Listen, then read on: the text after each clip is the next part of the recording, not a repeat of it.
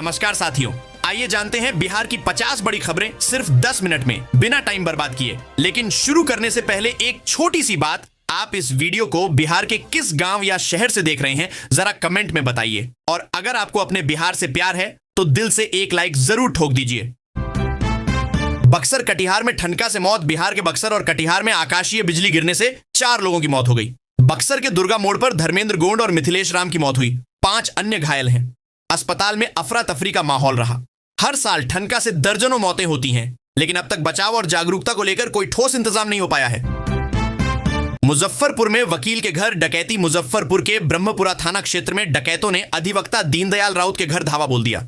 घर में मौजूद बेटी को बंधक बनाकर बदमाशों ने जेवर लूट ली। वकील पति पत्नी शाम को नए मकान पर गए थे। घटना के बाद इलाके में दहशत है। पुलिस जांच में जुटी है, मगर लगातार हो रही घटनाएं कानून व्यवस्था पर सवाल खड़े कर रही हैं। बागमती में उफान। पुल बहा। नेपाल में भारी बारिश से बागमती नदी का जलस्तर तेजी से बढ़ा, जिससे मुजफ्फरपुर के औराई प्रखंड में चचरी पुल बह गया। यह पुल गांवों की जीवन रेखा माना जाता था। अब लोगों का संपर्क पूरी तरह टूट गया है। प्रशासन की तरफ से वैकल्पिक व्यवस्था नहीं हुई है। हर साल बारिश में पुल बहना आम हो गया है, मगर स्थायी समाधान नदारद है। सांसद का लापता बेटा मिला। मधुबनी से भाजपा सांसद अशोक यादव के बेटे विभूति यादव को 12 घंटे बाद दरभंगा के शोभन मोड़ से पुलिस ने बरामद कर लिया। वह रहस्यमय तरीके से लापता हो गए थे। फिलहाल पुलिस मामले की जांच कर रही है। परिजन राहत में हैं, लेकिन बेटे के गायब होने की असली वजह अभी सामने नहीं आई है। सुरक्षा को लेकर कई सवाल उठ रहे हैं। सीवान में मुर्गी हत्या का केस। बिहार के सीवान में महिला ने मुर्गी की हत्या पर एफआईआर दर्ज कराई है। आरोप है कि देवर समेत 3 लोगों ने गला दबाकर मुर्गी मार डाली। मुफस्सिल थाने में केस दर्ज कर पुलिस जांच में जुटी है। इसमें बीएनएस की धारा 325 भी लगी है, जो जानवरों की हत्या पर लगती है। मामला अजीब जरूर है, मगर कानून के दायरे में है। तेजस्वी यादव ने लॉन्च किया डिजिटल फोर्स पोर्टल। पटना में नेता प्रतिपक्ष तेजस्वी यादव ने तेजस्वी डिजिटल फोर्स नामक पोर्टल लॉन्च किया। इस पोर्टल के जरिए लोग बिहार के विकास और बदलाव को लेकर अपनी राय दे सकेंगे। तेजस्वी ने कहा, इन सुझावों को इंडिया गठबंधन अपने चुनावी एजेंडे में शामिल करेगा। लॉन्चिंग उनके सरकारी आवास एक पोलो रोड में हुई। इसका उद्देश्य जनता को राजनीतिक प्रक्रिया से डिजिटल रूप में जोड़ना बताया गया है। भभुआ में जवान ने खुद को मारी गोली। भभुआ जिले में सोमवार शाम एक जवान ने आत्महत्या की कोशिश की। क्विक रिस्पांस टीम में तैनात 26 वर्षीय अमलेश कुमार ने AK-447 से अपने सिर में गोली मार दी। घटना जिला पुलिस केंद्र परिसर में हुई। प्राथमिक इलाज के बाद उसे BHU ट्रॉमा सेंटर रेफर किया गया। जवान अविवाहित था। आत्महत्या की वजह फिलहाल स्पष्ट नहीं है। पुलिस मामले की जांच कर रही है। बिहार में जल्द दस्तक देगा मॉनसून। राज्य में उमस और गर्मी से राहत की उम्मीद है। अगले 48 घंटों में बिहार में मॉनसून की दस्तक होगी। पूर्णिया और किशनगंज के रास्ते मानसून प्रवेश करेगा, जिससे तापमान में 3 डिग्री तक गिरावट आएगी। मौसम विभाग ने मंगलवार को उत्तर बिहार के कई जिलों में भारी बारिश का ऑरेंज अलर्ट जारी किया है। किसानों और आम लोगों को राहत मिलने की संभावना है। अंबेडकर तस्वीर विवाद पर गरमाई सियासत। बाबा साहेब अंबेडकर की तस्वीर विवाद पर बिहार की राजनीति गर्म है। भाजपा प्रदेश अध्यक्ष डॉ दिलीप जायसवाल ने लालू यादव से माफी की मांग की है। उन्होंने कहा कि जब तक लालू माफी नहीं मांगेंगे, राज्य भर में आंदोलन होगा। आरोप है कि लालू ने डॉ अंबेडकर की तस्वीर को पैर के पास रखा, जिसे दलित समाज के अपमान के तौर पर देखा जा रहा है। मुजफ्फरपुर में मालगाड़ी बेपटरी। मुजफ्फरपुर जंक्शन यार्ड में सोमवार शाम गिट्टी लदी मालगाड़ी के 4 पहिए पटरी से उतर गए। हादसे से कई ट्रेनों का संचालन बाधित हुआ। लिच्छवी एक्सप्रेस आउटर पर फंसी, जबकि अन्य ट्रेनों को विभिन्न स्टेशनों पर रोकना पड़ा। बताया जा रहा है कि हादसे से पहले गाड़ी पर रखा एक बैगन असंतुलित हुआ, जिस पर रेलवे कर्मचारी सवार था। मामले की जांच की जा रही है। शराबबंदी में शराब पार्टी। 11 गिरफ्तार। मोतिहारी के एक होटल में शराब पार्टी करते 11 लोग गिरफ्तार हुए हैं। बिहार में पूर्ण शराबबंदी के बावजूद नेपाल से शराब मंगाकर जन्मदिन की पार्टी की जा रही थी। गुप्त सूचना पर पुलिस ने छापा मारा। होटल मालिक फरार है। उस पर 10,000 रुपए का इनाम घोषित किया गया है। सभी होटलों की निगरानी तेज कर दी गई है। मामला पूर्वी चंपारण जिले से जुड़ा हुआ है। 2 धूर जमीन के लिए भाई की हत्या। मुजफ्फरपुर में 2 धूर जमीन के विवाद में छोटे भाई ने बड़े भाई की चाकू गोदकर हत्या कर दी। आरोपी रितेश पटेल और उसकी पत्नी संध्या देवी गिरफ्तार हैं, जबकि उसकी मां फरार है। वारदात बरूराज थाना क्षेत्र के पकड़ी गांव में शुक्रवार रात हुई। हत्या में इस्तेमाल चाकू बरामद कर फोरेंसिक जांच के लिए भेजा गया है। आरोपी वारदात के बाद बहनोई के घर छिपे थे। बिहार यूनिवर्सिटी बाजार में उतारेगा प्रोडक्ट। बाबा साहेब भीमराव अंबेडकर। बिहार यूनिवर्सिटी जल्द ही फिनाइल, माउथ वॉश और टूथ पाउडर बाजार में उतारेगी। ये उत्पाद पीजी केमिस्ट्री विभाग में तैयार हुए हैं। सैंपल की माइक्रोबियल जांच लखनऊ भेजी गई है और इसी माह रिपोर्ट की उम्मीद है। यह विश्वविद्यालय राज्य का पहला संस्थान बन जाएगा जो अपना खुद का उत्पाद बाजार में लॉन्च करेगा। अनुसंधान आधारित शिक्षा की दिशा में यह एक बड़ा कदम है। भतीजी से छेड़खानी, मां की पिटाई। पश्चिम चंपारण के शिकारपुर थाना क्षेत्र में एक व्यक्ति पर अपनी भतीजी से अश्लील हरकत और विरोध पर भाभी की पिटाई का आरोप लगा है। महिला ने थाने में आवेदन देकर बताया कि रात में देवर वीरेंद्र यादव कमरे में घुस आया। बेटी के विरोध करने पर उसने उसकी मां को पीटा। मामले में प्राथमिकी दर्ज कर पुलिस ने जांच शुरू कर दी है। बारात जाते 2 युवकों की सड़क दुर्घटना में मौत। सहरसा जिले में देर रात एक सड़क हादसे में 2 युवकों की मौत हो गई। दोनों युवक बाइक से बारात जा रहे थे। घटना बैजनाथपुर सौरा बाजार मार्ग पर प्रखंड मुख्यालय गेट के पास हुई। मृतकों की पहचान मधेपुरा के रामनगर गांव निवासी कृष्ण कुमार 18 और राजा कुमार 17 के रूप में हुई है। हादसे से दोनों परिवारों में कोहराम मचा हुआ है। बेटे ने पंचायती में पिता की हत्या की। पश्चिम चंपारण के नरकटियागंज में एक युवक ने पंचायती के दौरान अपने ही पिता चंद्रशेखर साह 65 की चाकू मारकर हत्या कर दी। मामला शिकारपुर थाना के बैरिया गांव का है। पिता पुत्रों के बीच घर और जमीन के बंटवारे को लेकर विवाद चल रहा था। वारदात के बाद आरोपी बेटा फरार हो गया। शव को पोस्टमार्टम के लिए भेज दिया गया है। पुलिस मामले की छानबीन कर रही है। गया में 6 साल की बच्ची से दुष्कर्म। बिहार के गया जिले में एक अधेड़ ने 6 साल की बच्ची से दुष्कर्म किया। वारदात गहलोर थाना क्षेत्र के एक गांव की है। बच्ची ने रो रो कर मां को आप बीती बताई, जिसके बाद मां ने थाने में शिकायत दर्ज कराई। पुलिस ने आरोपी को गिरफ्तार कर जेल भेज दिया है। घटना के बाद गांव में आक्रोश है। बच्ची का इलाज कराया जा रहा है। मामला संवेदनशील बना हुआ है। हम पार्टी की बैठक। सुमन फिर अध्यक्ष बांका में हुई। हिंदुस्तान आवाम मोर्चा की राष्ट्रीय परिषद बैठक में डॉ संतोष सुमन को फिर से पार्टी का राष्ट्रीय अध्यक्ष चुना गया। बैठक में जीतन राम मांझी मौजूद रहे। राजेश पांडेय को राष्ट्रीय महासचिव और कमता अर्कियासन कोषाध्यक्ष नियुक्त हुए। बिहार विधानसभा चुनाव को ध्यान में रखते हुए रणनीतिक निर्णय लिए गए। यह बैठक पार्टी की आगामी योजनाओं की दिशा तय करने में अहम मानी जा रही है। बिहार में मानसून दस्तक के संकेत। किशनगंज में रविवार को भारी बारिश हुई, जिससे बिहार में मानसून के प्रवेश के संकेत मिले हैं। मौसम विभाग ने सोमवार को भी भारी बारिश की चेतावनी जारी की है। मानसून का प्रवेश सामान्यतः किशनगंज, अररिया, पूर्णिया, कटिहार के रास्ते होता है। इसके अलावा पश्चिम चंपारण में भी तेज बारिश की संभावना है। मौसम के बदले मिजाज से किसानों और आम लोगों को राहत की उम्मीद जगी है। ट्रांसफार्मर जलने की घटनाएं बढ़ी। बिहार में भीषण गर्मी के कारण हर रोज 40 से ज्यादा ट्रांसफार्मर जलने की घटनाएं हो रही हैं। पिछले महीने तक यह औसत 30 प्रतिदिन था। बिजली कंपनी को आशंका है कि संख्या 50 प्रतिदिन तक पहुंच सकती है। ट्रांसफार्मर जलने के बाद रिप्लेसमेंट में स्थानीय इंजीनियर मनमर्जी कर रहे हैं। इससे कई इलाकों में घंटों बिजली गुल रहती है।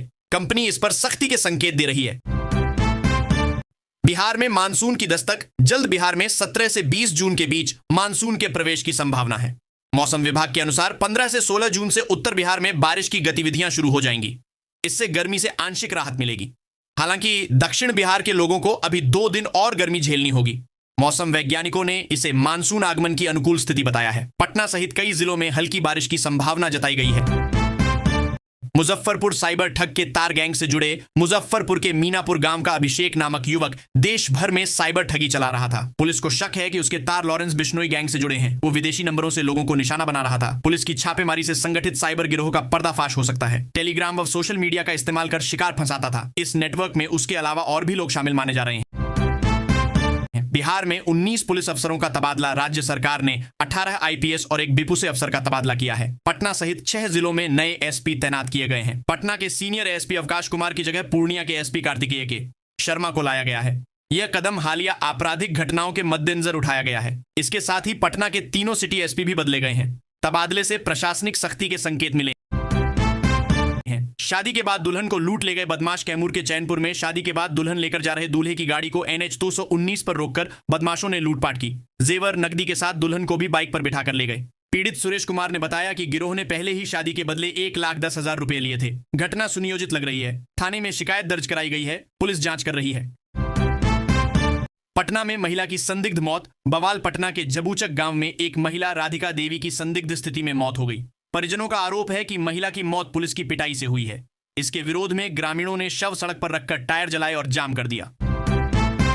ईरान इजराइल संघर्ष और अडानी पोर्ट पर अफवाह। ईरान इजराइल के बीच चल रही जंग में हाइफा पोर्ट को नुकसान की खबरें सामने आई थीं। बताया गया कि यह पोर्ट जो अडानी ग्रुप के स्वामित्व में है, हमले की चपेट में आया। लेकिन अडानी ग्रुप के CFO जुगेशिंदर रॉबी सिंह ने स्पष्ट किया कि ये अफवाहें हैं और हाइफा पोर्ट पूरी तरह ऑपरेशनल है। फिलहाल इजराइल ईरान टकराव से वैश्विक व्यापार पर गहरी नजर बनी हुई है। थोक महंगाई दर में बड़ी गिरावट भारतीय अर्थव्यवस्था के लिए राहत भरी खबर है। मई 2025 में देश की थोक महंगाई दर घटकर 0.39% पर पहुंच गई है, जो पिछले 14 महीने का निचला स्तर है। इससे पहले खुदरा महंगाई दर भी 6 साल के न्यूनतम स्तर पर आ गई थी। इन दोनों आंकड़ों से आम जनता को कीमतों के मोर्चे पर राहत मिलने की उम्मीद बढ़ी है। रिजर्व बैंक पर अब ब्याज दरों में कटौती का दबाव बन सकता है। ईरान इजराइल टकराव से तेल संकट की आशंका। ईरान और इजराइल के बीच बढ़ते तनाव ने ग्लोबल स्तर पर कच्चे तेल की कीमतों को प्रभावित करना शुरू कर दिया है। होर्मुज जल्द मरुमध्य, जो विश्व का सबसे व्यस्त तेल मार्ग है, वहां बाधा की आशंका से भारत जैसे देशों के लिए चिंता गहरा गई है। सप्लाई चेन के टूटने का खतरा और तेल कीमतों में उछाल सीधे पेट्रोल डीजल के भाव व महंगाई पर असर डाल सकता है। भारत की ऊर्जा सुरक्षा पर संकट मंडरा रहा है। रिलायंस ने बेचे एशियन पेंट्स के 85 लाख शेयर। रिलायंस इंडस्ट्रीज ने सोमवार को एशियन पेंट्स के 85 लाख शेयर ओपन मार्केट में 1,1866 करोड़ रुपए में बेचे। इससे पहले कंपनी ने पिछले सप्ताह ही एशियन पेंट्स में 3.64% हिस्सेदारी बेची थी। यह कदम पूंजी जुटाने की दिशा में देखा जा रहा है। बाजार विशेषज्ञ इसे रिलायंस की रणनीतिक रिस्ट्रक्चरिंग मान रहे हैं। शेयरधारकों की नजर अब कंपनी की अगली चाल पर टिकी है। विशाल मेगा मार्ट में 10% हिस्सेदारी की बिक्री की तैयारी। विशाल मेगा मार्ट लिमिटेड के प्रमोटर समेत सर्विसेज एलएलपी कंपनी में 10% हिस्सेदारी बेचने की योजना में है। 5,57,67,000 रुपए की ब्लॉक डील की खबरों के बाद कंपनी के शेयर सोमवार को 1.3% उछलकर 125 रुपये 40 पैसे के उच्चतम स्तर पर पहुंचे। डील का न्यूनतम मूल्य 110 रुपये प्रति शेयर रखा गया है। बाजार में इस खबर से हलचल तेज है और निवेशक कल भी इस स्टॉक पर नजर बनाए रखेंगे। रिलायंस पावर में गिरावट, लेकिन सालाना 120% रिटर्न। अनिल अंबानी की रिलायंस पावर के शेयरों में सोमवार को लगातार तीसरे दिन गिरावट रही। शेयर 0.30% टूटकर 66 रुपये 87 पैसे पर बंद हुआ। हालांकि एक महीने में इसमें 48% की तेजी और साल भर में 120% का रिटर्न दर्ज हुआ है। बाजार विश्लेषकों के अनुसार ये गिरावट सामान्य करेक्शन का हिस्सा है। कंपनी की फंडामेंटल्स और रीस्ट्रक्चरिंग योजनाओं को देखते हुए निवेशक इसे लॉन्ग टर्म में ट्रैक कर रहे हैं।